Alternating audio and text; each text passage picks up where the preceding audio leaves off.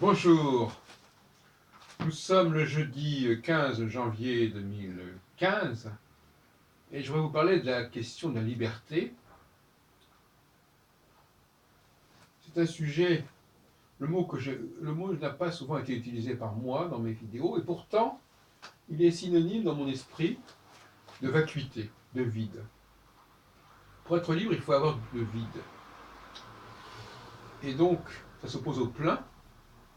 Et un signifiant libre, c'est un signifiant qui est libre de ses signifiés précédents, qui est libéré de ses signifiés précédents et qui est ouvert à d'autres signifiés possibles. D'ailleurs, on dit souvent j'ai l'esprit libre, liberté de penser. On dit aussi on parle aussi d'entrée libre, et aussi on dit qu'un espace est libre d'accès. C'est-à-dire qu'il est accessible, qu'il n'est pas rempli, qu'il n'est pas complet. Free entrance. Donc, vous voyez à quel point cette notion de liberté est en prise avec mes réflexions.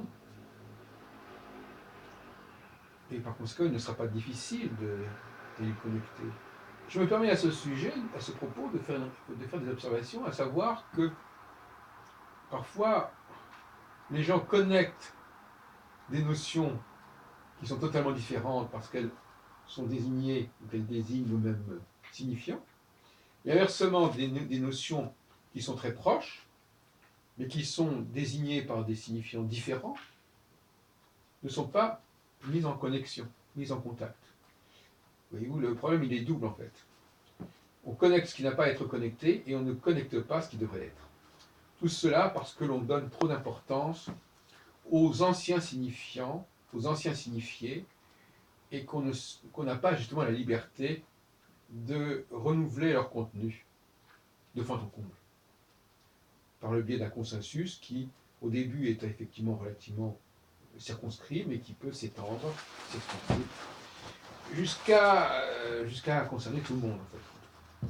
Beaucoup de choses dans notre existence sont parties d'un tout petit nombre, et par étapes successives sont étendues à un très grand nombre.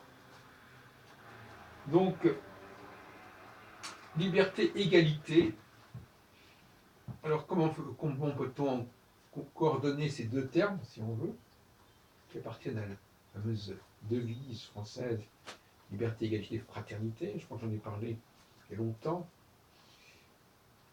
Ben, l'égalité des droits, notamment, c'est une égalité des contenus, d'une certaine manière. Donc, c'est une égalité du plein. Alors que la liberté, c'est quelque chose qui est d'ordre du vide. Donc il y a une opposition entre l'égalité et la liberté qui est celle du plein et du vide. La notion de nettoyage aussi est très importante.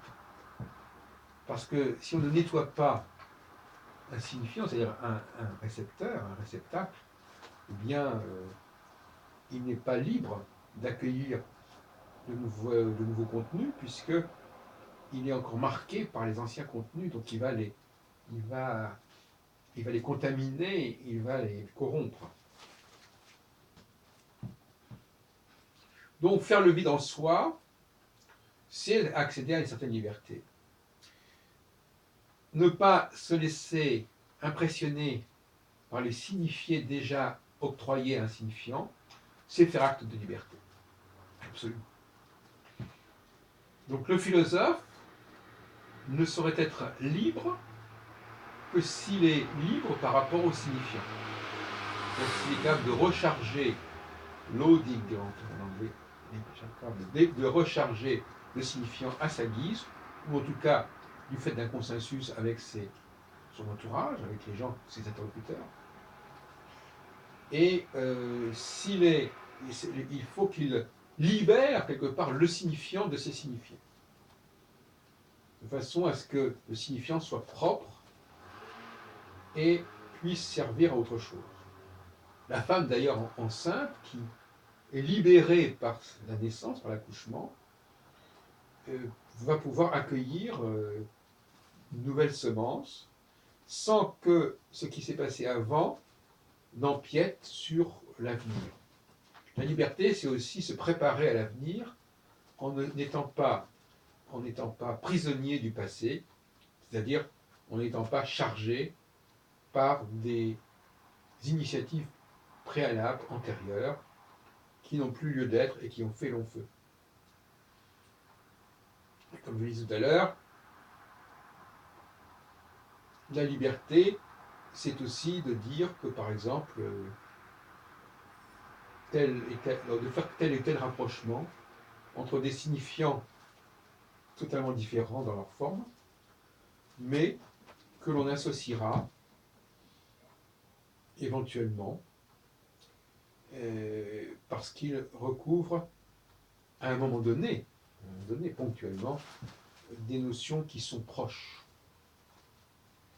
Alors, je sais bien que ces questions sont complexes parce que il est vrai que souvent, on évite d'accorder à un signifiant des signifiés totalement différents de ceux qu'on lui accorde habituellement. Mais là, nous devons justement exercer notre liberté et montrer que notre marge de manœuvre reste quand même assez importante. Et c'est à nous de nous débrouiller, de nous dépatouiller de cette lourdeur du signifiant qui n'arrive pas totalement à se libérer des signifiés qui lui ont été attribués et qui lui ont été même en quelque sorte imposés à tel et tel moment. On peut donc recycler les signifiants, et le recycler, c'est-à-dire leur redonner une nouvelle virginité, et donc une nouvelle liberté.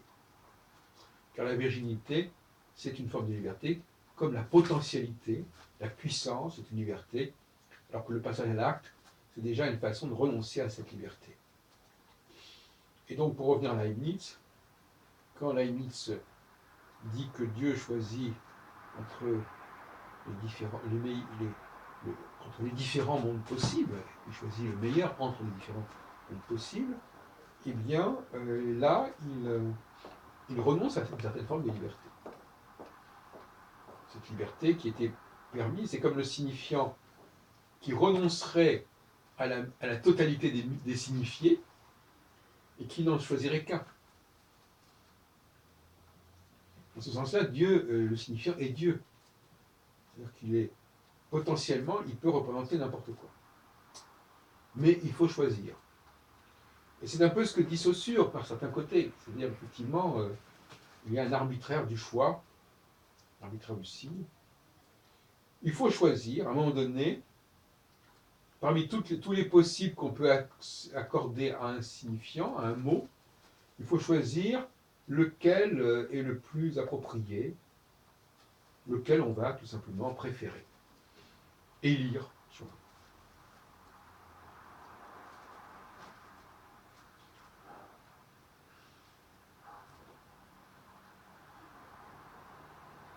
Ça pose un certain nombre de problèmes, ces questions-là, je reconnais.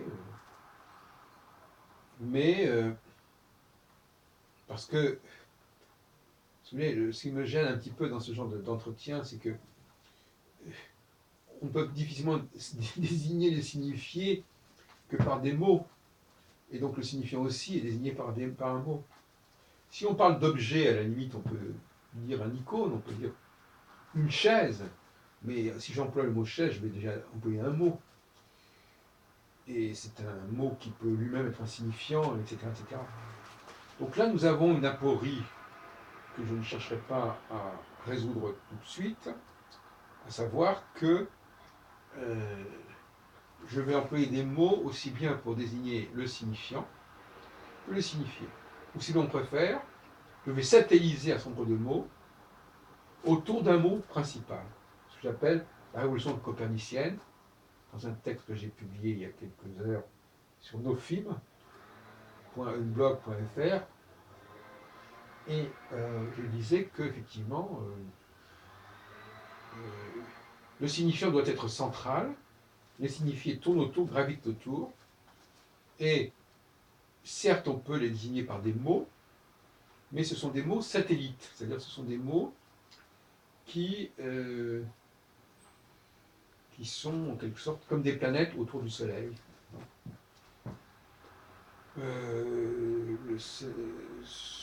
La comparaison me paraît intéressante.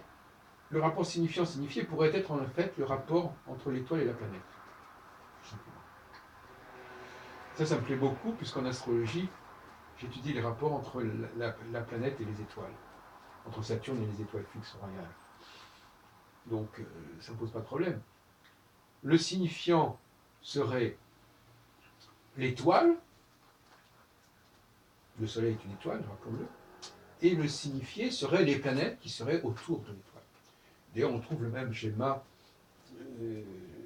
dans la physique atomique. Voilà, c'est-à-dire que la physique, on a montré que l'organisation de l'atome était semblable à celle du système solaire. Donc nous avons, je pense qu'on peut appliquer ces critères astronomiques à la linguistique. C'est le cas de dire qu'on peut parler de révolution copernicienne, parce que la révolution copernicienne est fondée au départ sur une question astronomique, cosmogonique. Et donc là, on pourrait dire que il y a des mots qui sont des mots étoiles, en quelque sorte, des mots phares.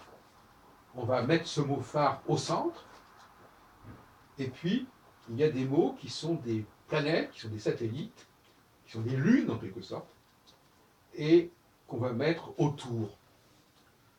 Et tous ces mots qui sont autour, qui gravitent autour de ce mot phare, sont des mots... Alors, il y a deux solutions ici. Soit c'est historiquement des mots qui se sont agglutinés au signifiant, et qui finalement n'ont pas beaucoup de rapport entre eux, soit, à un moment donné, au cours de la discussion, au cours d'un café philo, par exemple, eh bien, on décide d'associer tel et tel et tel mot, qui pourrait être par ailleurs, dans un autre contexte, insignifiant, mais là, il est en position de signifier. Donc, les mots peuvent alternativement être signifiants ou signifiés. C'est le contexte qui nous dira, à un moment X, quel est le point central, quel est l'axe central.